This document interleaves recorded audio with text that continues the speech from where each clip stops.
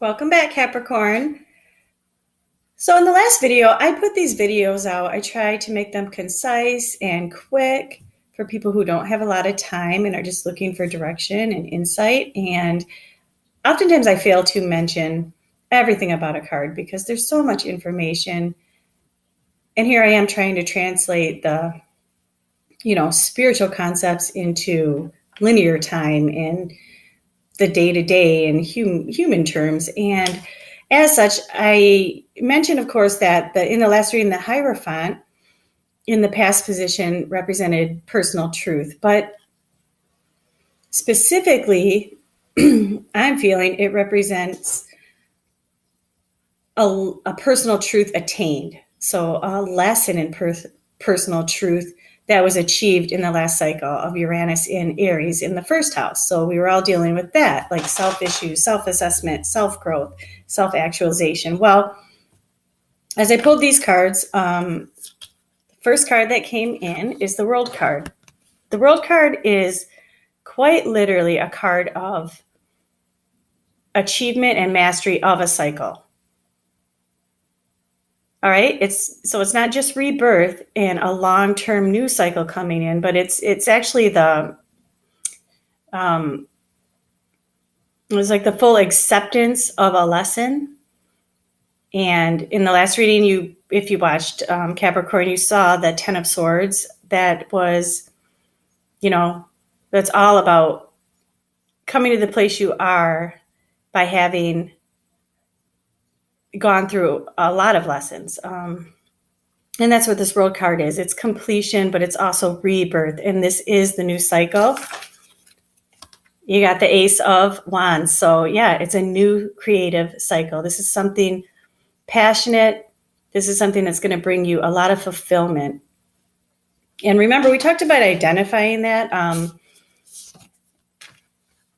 Again, the Two of Cups is a card about wholeness.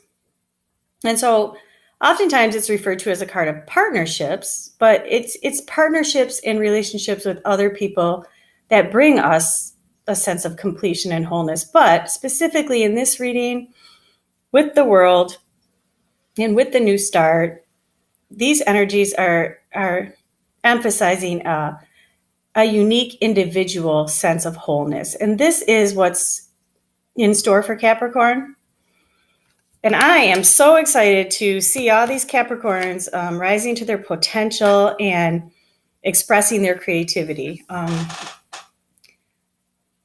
Also, I don't talk a lot about the astrology in the videos. I might mention, key things here or there. But for Capricorn, your fifth house is what's being emphasized. And that's all about creativity, recreation, pleasure, things. It's how you express yourself creatively. And so it is the perfect time for this new cycle.